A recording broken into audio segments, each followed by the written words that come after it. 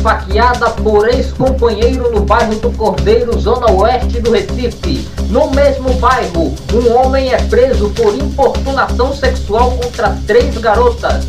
A Agência Brasileira de Inteligência teria interferido em uma operação da Polícia Federal que investigava irregularidades envolvendo um escândalo de corrupção contra um dos filhos de Jair Bolsonaro. Os números da pesquisa IPEC para a presidência da República. Morre a influenciadora digital, a modelo Belle Palma, influenciadora digital cadeirante e modelo. Você vai ver também as informações sobre a guerra da Ucrânia. Cresce ainda mais a tensão por uma ameaça de vazamento nuclear na maior usina da Europa. A tensão no Iraque entre os manifestantes e o governo fica cada vez maior. Você vai ver também as monções no Paquistão já deixam milhares de pessoas desabrigadas. 1/3 de todo o território do país está alagado.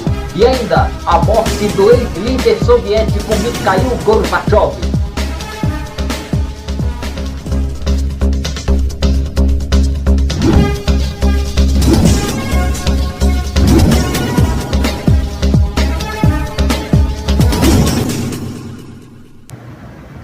Olá, muito boa noite para você. Daqui a pouco você vai ter todas as informações sobre a morte do ex-líder soviético Mikhail Gorbachev. O anúncio da morte dele aconteceu no começo da noite desta terça-feira. Ele tinha 91 anos de idade e foi o último presidente da chamada União Soviética, que se dissolveu em 25 de dezembro de 1991. Todos os detalhes você vai ter ainda nesta edição do Expresso Direto. Nós começamos a edição de hoje falando sobre um ataque, uma tentativa de feminicídio que aconteceu no bairro do Cordeiro, zona oeste do Recife, na manhã de hoje. Uma mulher que era dona, trabalhava numa banca de jogo de bicho na zona oeste do Recife, de 29 anos, foi agredida por um homem, até agora com a sua identidade não divulgada, porque esse homem não aceitava o fim do relacionamento.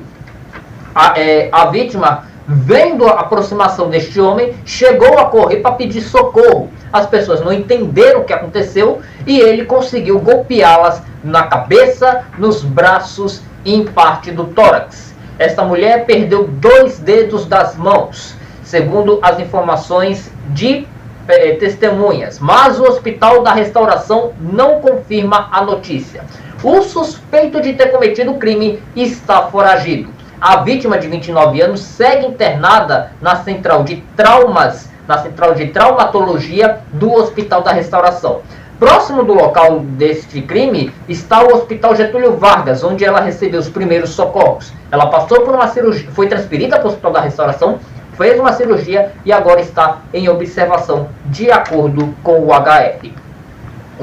Segundo também testemunhas, esta mulher já sofreu outras agressões deste mesmo homem que trabalhava ali na Feira Livre do Mercado do Cordeiro, na zona oeste do Recife, onde eles dois tiveram um relacionamento de cerca de 3 meses. E há 2 semanas após a última agressão, ela decidiu pôr um fim no relacionamento este abusivo, infelizmente. Também no bairro do Cordeiro, um homem, nesta segunda-feira, mas a notícia só foi divulgada hoje à tarde, foi preso por importunação sexual contra 3 menores de idade. Segundo moradores do bairro do Cordeiro, um homem estava dirigindo um carro, parava em algumas ruas, ficava pelado e se masturbava dentro do veículo para algumas mulheres que passavam pelo seu carro. Houve denúncias para a Polícia Militar, que começou uma investigação. O último caso foi que 3 garotas menores de idade passaram por este veículo, viram a ação libidinosa e correram. Uma das mães das vítimas estava na delegacia na hora em que ele foi preso. Imagens mostram que ele chegou a ser agredido por ela, tanto verbal quanto fisicamente. O ato libidinoso contra a vontade de terceiros é crime e pode render de 1 a 5 anos de prisão. Ele foi indiciado por importunação sexual. Um vazamento de óleo está sendo investigado nas praias do Recife, de Pernambuco, e da Bahia, após alguns fragmentos de óleo chegarem às costas das praias dos estados, sendo que este tipo de óleo é menos denso do que o outro óleo que vazou em 2019, causando a maior catástrofe natural da história da costa nordestina brasileira. Houve ali aquele vazamento de um navio grego que acabou chegando nas praias do Nordeste, atingindo até o Espírito Santo. A origem deste vazamento ainda segue sob investigação. Quem trabalha nas praias teme algum prejuízo financeiro por conta do afastamento de turistas, por conta destes óleos que estão chegando até as praias do Nordeste. Bom, depois de uma tragédia ter acontecido no começo do mês de agosto no túnel Felipe Camarão, no bairro do Jordão, zona sul do Recife, hoje o túnel voltou, ou melhor, na segunda-feira voltou ao normal. Nesta terça-feira o tráfego seguiu normalmente, tranquilamente. O túnel Felipe Camarão é conhecido por alagar constantemente, principalmente em períodos de chuva, por conta da sua bomba ali de água acabar quebrando, acabar estourando, e infelizmente não havia uma manutenção devida por parte do governo do estado. Nesta terça-feira o tráfego seguiu normalmente. E segundo a Secretaria Estadual do Trabalho, Pernambuco conseguiu no mês de julho ter o melhor mês do ano na geração de empregos. Também foi o melhor mês de julho em 12 anos. Entretanto, a meta até o final do ano do governo do estado é de gerar ao todo 133 mil novos postos de trabalho. Entretanto, hoje, para chegar nessa meta, faltam mais de 51 mil vagas a serem criadas. O governo do estado de Pernambuco diz que está trabalhando para poder conseguir criar estas novas vagas de trabalho. A seguir você vai ver a ABIN ter interferido num inquérito da Polícia Federal em que investigava um dos filhos de Jair Bolsonaro, os números da pesquisa IPEC para a presidência da República e todas as informações sobre a morte de Mikhail Gorbachev, ex-líder soviético que morreu aos 91 anos de idade. A gente volta já já.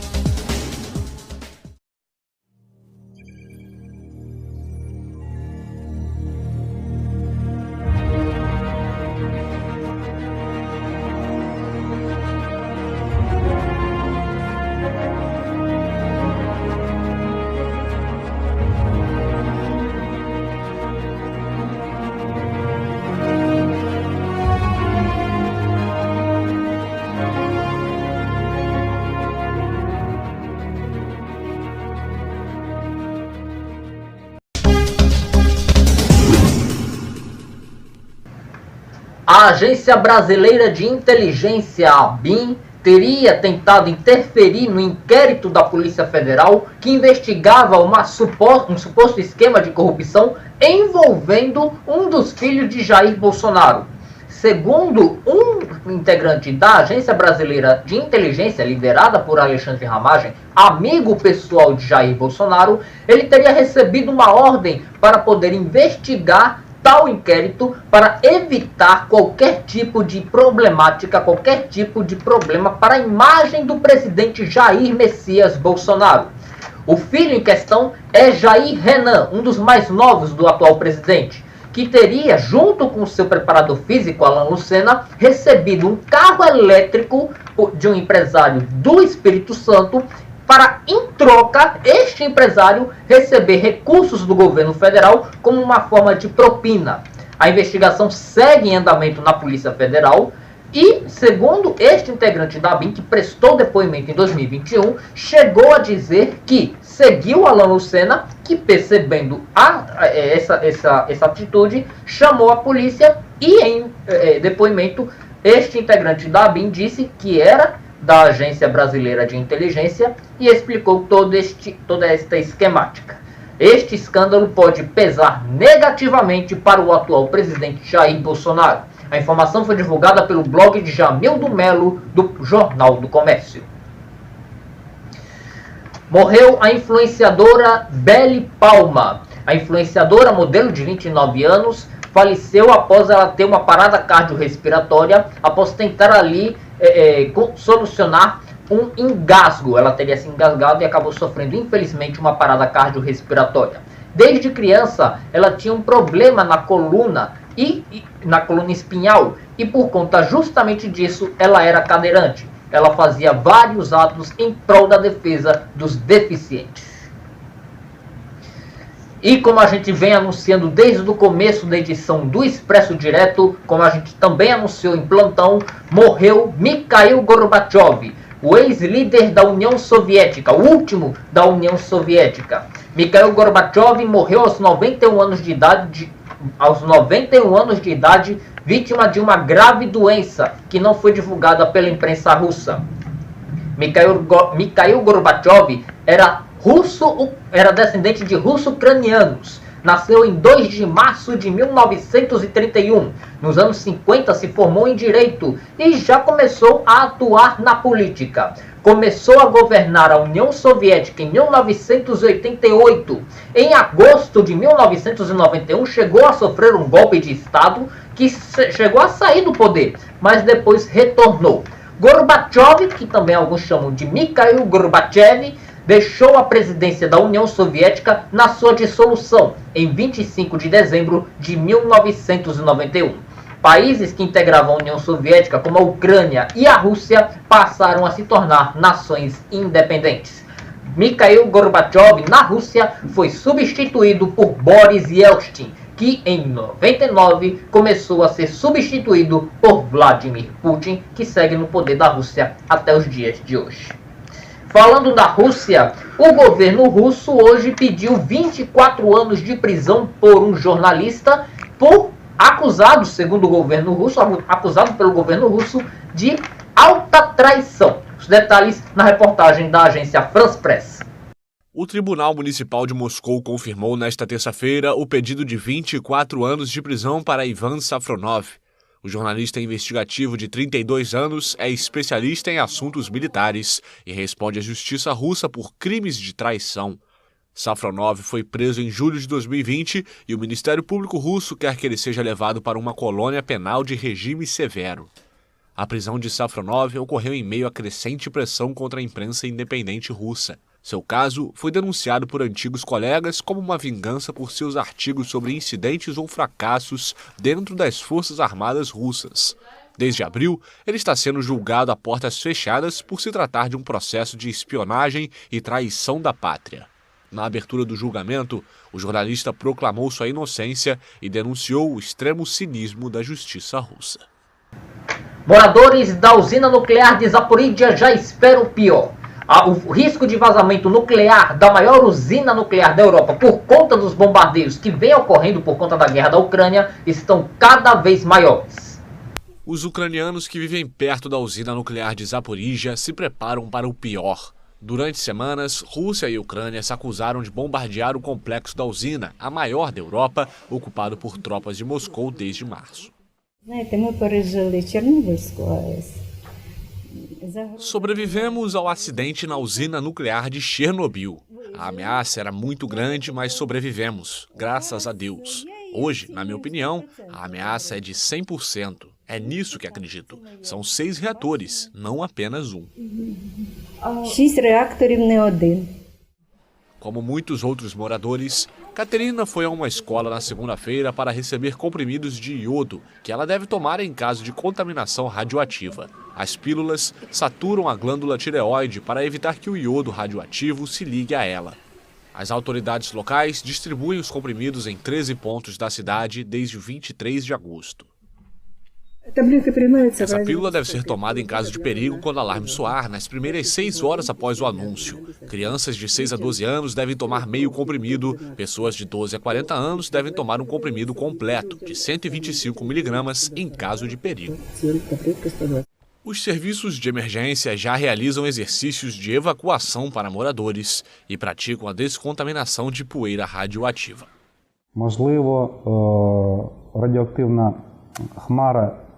Talvez a nuvem radioativa não chegue ao local onde as pessoas estão. Quando o segundo alarme soar, saberemos claramente por onde a nuvem radioativa está se espalhando.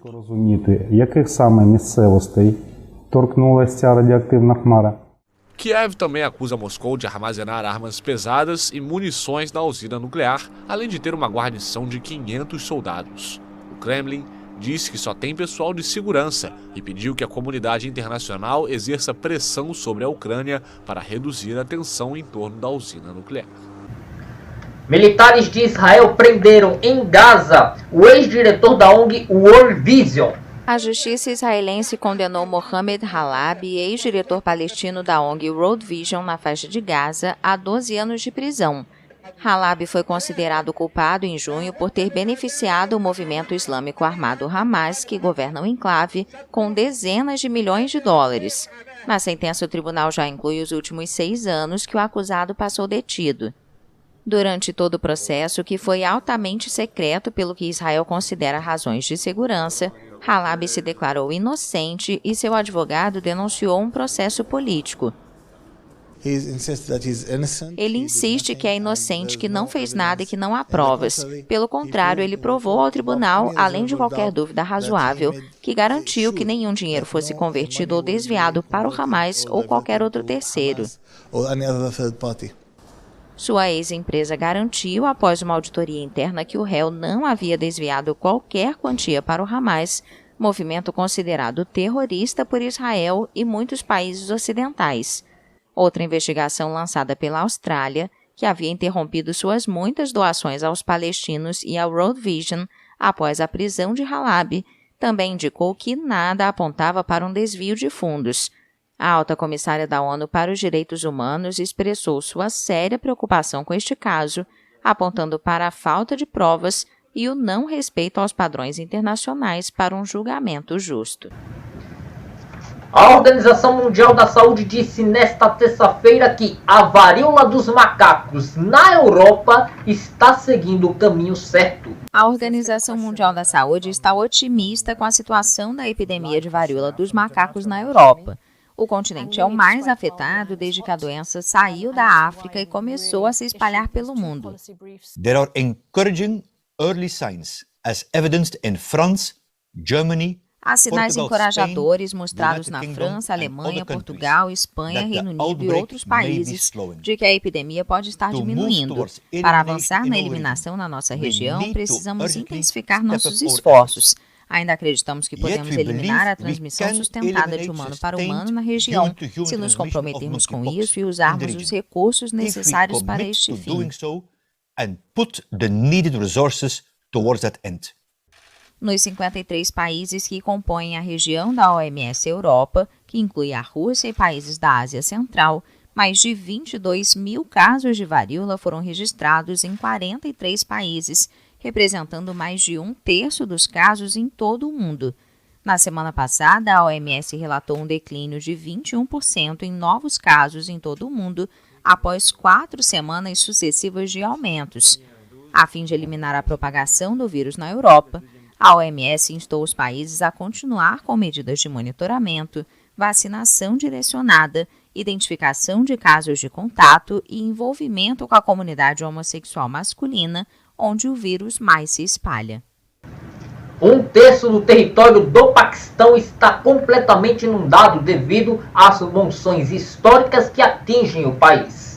Serviços de emergência continuam nesta terça-feira no Paquistão os trabalhos para tentar ajudar dezenas de milhões de pessoas afetadas pelas chuvas de monção que inundaram 1/3 do país e provocaram a morte de mais de 1.100 pessoas. O ministro do Planejamento, Hassan Iqbal, afirmou à AFP que o país precisa de mais de 10 bilhões de dólares para reconstruir as infraestruturas afetadas.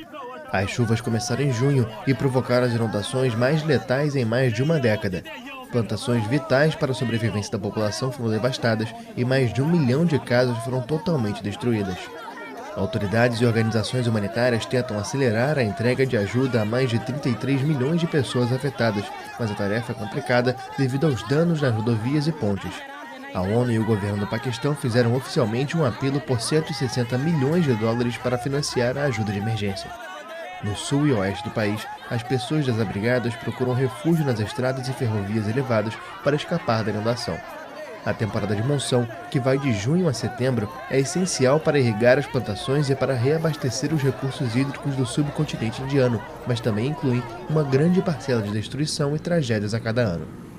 O governo paquistanês atribui os fenômenos à mudança climática e afirma que o país sofre as consequências das práticas irresponsáveis com o meio ambiente de outras regiões do mundo. As chuvas que começaram em junho não têm precedentes em 30 anos, de acordo com o primeiro-ministro Shahbaz Sharif. O número de vítimas pode ser ainda maior, já que autoridades não conseguiram chegar a áreas isoladas nas zonas montanhosas no norte do país. A seguir, você vai ver todas as informações das eleições 2022, tanto para o governo de Pernambuco quanto para a presidência da República. Além também, os números da pesquisa IPEC divulgada ontem sobre a corrida presidencial. A gente volta já já.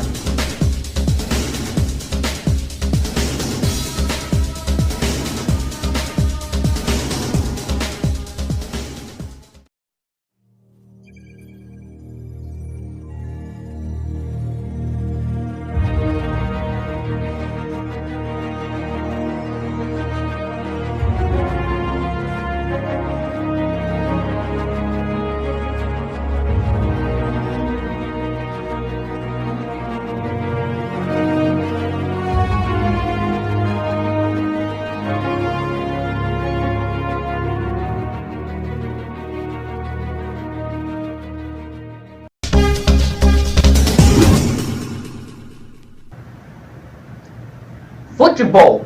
O time do Bournemouth, após perder de incríveis 9-0 para o Liverpool na Premier League, demitiu o técnico Scott Parker.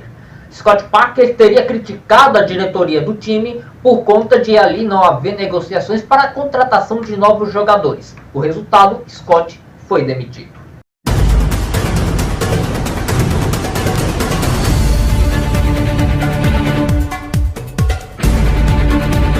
Eleições 2022. O Tribunal Regional Eleitoral de Pernambuco decidiu enveredar, não proceder, considerado improcedente, a candidatura do candidato a deputado estadual Glauco Matias de Souza, do Republicanos. De acordo com ele que era servidor, ele tinha alguns problemas ali na sua administração e por conta disso, por unanimidade, teve a sua candidatura impugnada. O Partido Republicanos até agora não se manifestou.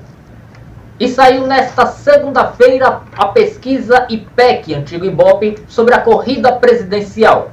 Na pesquisa de intenção de voto, Luiz Inácio Lula da Silva está liderando a corrida. Luiz Inácio Lula da Silva, do PT, tem 44% das intenções de voto, com a margem de erro varia de 42% para 46%. Jair Bolsonaro, do PL, aparece com 32%, margem de erro varia de 30% para 34%. Ciro Gomes, do PDT, tem 7%, margem de erro tem de 5% a 9%. Simone Tebet, do MDB, tem 3%. Margem de erro varia de 1 a 5. Luiz Felipe Dávila, do Partido Novo, tem 1% das intenções de voto. Margem de erro varia de 0 a 3. Os candidatos Pablo Marçal, do PROS, Soraya Tronic, da União Brasil, Vera Lúcia, do PSTU, Leonardo Péricles, da Unidade Popular pelo Socialismo, José Maria Eimael, da Democracia Cristã, Sofia Manzano, do PCB e Roberto Jefferson, do PTB, não pontuaram. Brancos e nulos, 7%, indecisos, 6%. Na disputa de segundo turno entre Lula e Jair Messias Bolsonaro, Lula também consegue vencer o atual presidente da República. Luiz Inácio Lula da Silva, do PT, tem 50% das intenções de voto. Margem de erro tem de 48% a 52%. Jair Bolsonaro, do PL, tem 37% das intenções de voto. Margem de erro tem de 35% a 39%. Brancos e nulos, 9%. Indecisos, 4%. Luiz Inácio Lula da Silva, ainda de acordo com a pesquisa, está conseguindo ter ampla maioria entre os mais pobres. Luiz Inácio Lula da Silva, do PT, tem 73% de apoio dos eleitores que rejeitam Jair Bolsonaro. Ele também tem 54% de apoio dos que têm até um salário mínimo. 57% são dos que vivem no Nordeste. 52% são dos que têm apenas o ensino fundamental. Também 52% são dos que têm membro familiar recebendo algum tipo de auxílio do governo federal. Lula ainda tem apoio dos católicos em 51%. 45% de apoio são dos que moram no interior do Brasil. 51% são dos que moram em cidades com até 50 mil habitantes. E 47% dos eleitores são negros ou pardos. Já o candidato Jair Bolsonaro consegue ter mais popularidade entre os mais ricos e os mais escolarizados. 81% dos eleitores que aprovam a gestão de Jair Bolsonaro apoiam sua candidatura, assim como 48% dos evangélicos, 47% dos que têm renda familiar maior do que 5 salários mínimos, 36% dos homens, 29% das mulheres, 37% das pessoas que têm o ensino médio completo, 34% dos que têm ensino superior completo, 25% dos que têm menos escolaridade, 36% dos que moram nas capitais e 25% dos que moram nas periferias. A pesquisa ouviu 2.000 pessoas em 184 cidades entre os dias 26 e 28 de agosto. A margem de erro, como você pode ter percebido, é de 2 pontos percentuais, para mais ou menos. A pesquisa está registrada na Justiça Eleitoral. Bom, e agora há pouco chegou uma última informação. A cidade de Fukushima, que foi palco do maior desastre nuclear da história do Japão, em 11 de março de 2011, oriundo daquela tragédia terremoto seguido de tsunami, decidiu liberar o acesso aos moradores para voltar a frequentar a cidade 11 anos depois do vazamento radioativo. A usina nuclear de Fukushima explodiu após estes desastres, após os reatores terem sofrido abalos consideráveis em suas estruturas por conta do terremoto seguido de tsunami que atingiu a costa leste do Japão no dia 11 de março de 2011, matando mais de 200 mil pessoas. Bom, o Expresso Direto de hoje fica por aqui. Outras informações você vai ter a qualquer momento durante a nossa programação e a cobertura completa de todos os fatos você vai ter na próxima edição do Expresso. A todos vocês, muito obrigado e uma boa noite para você.